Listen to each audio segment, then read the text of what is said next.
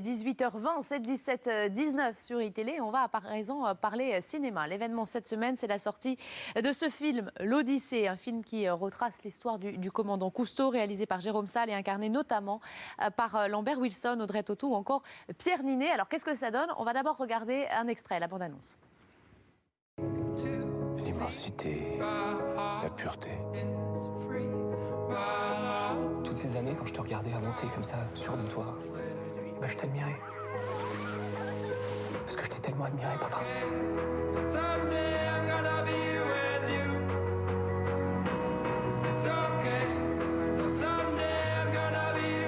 Je t'aimerai toujours. T'es un beau parleur, Jacques.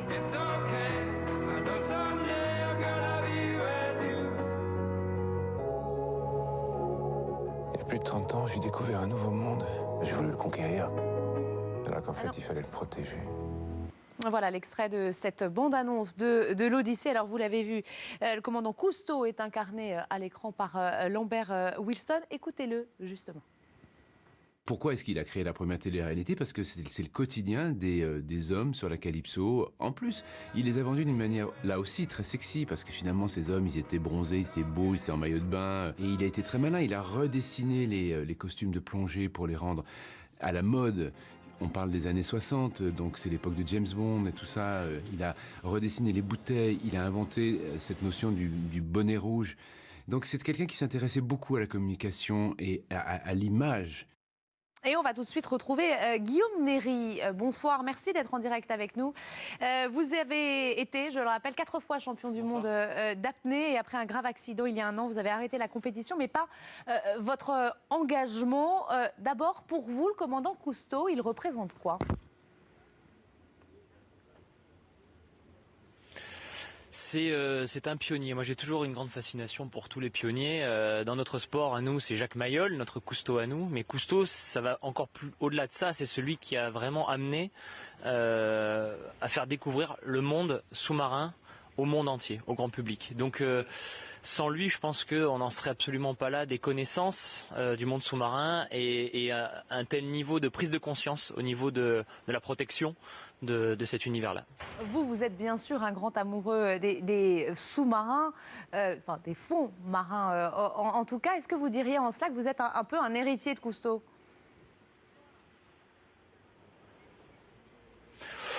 C'est une lourde responsabilité d'endosser ce costume d'héritier de Cousteau, mais je pense que tous les passionnés de la mer, tous les passionnés qui découvrent l'univers sous-marin, à un moment donné, on a tous récupéré quelque chose de ce que Cousteau nous a transmis.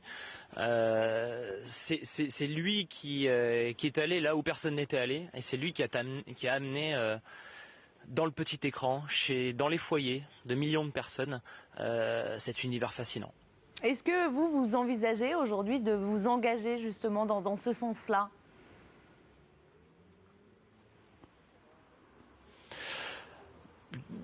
Moi, en parallèle de ma carrière de sportif de haut niveau depuis 5-6 ans, avec ma compagne, on réalise des films, des images. Donc c'est pas du tout la même logique que les documentaires du commandant Cousteau. C'est des films courts qui sont adaptés finalement à notre monde d'aujourd'hui, qui sont diffusés sur Internet et à notre manière.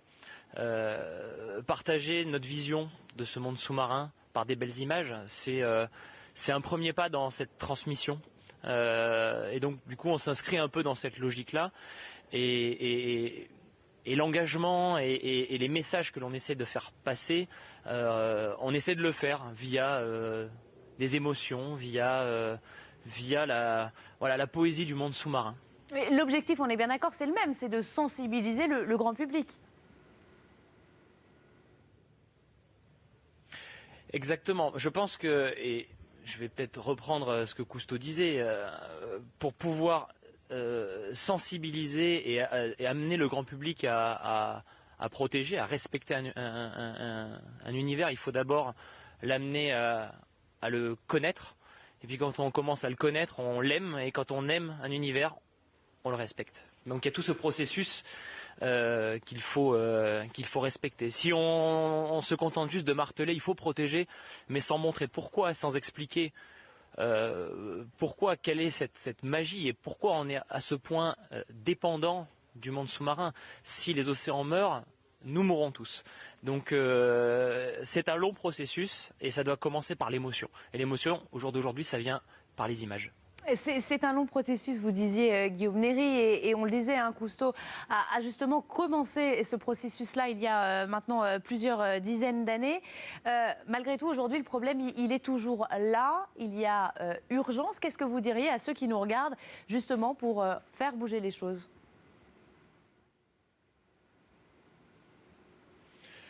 C'est un sujet qui est très sensible parce que j'ai toujours voulu, j'ai jamais voulu me positionner comme un donneur de leçons.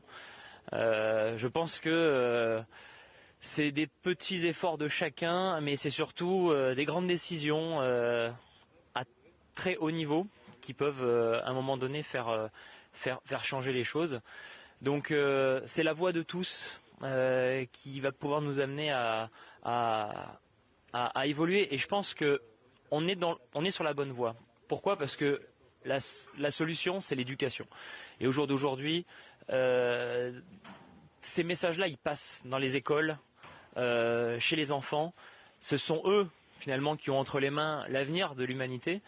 Et j'ai la sensation, pour côtoyer régulièrement des enfants, pour côtoyer des associations qui font de l'éducation à l'environnement, de l'éducation à la protection du monde marin, qu'il y a un réel pas qui est en train d'être franchi. Alors voilà, ça se fait pas comme ça se fait pas du jour au lendemain.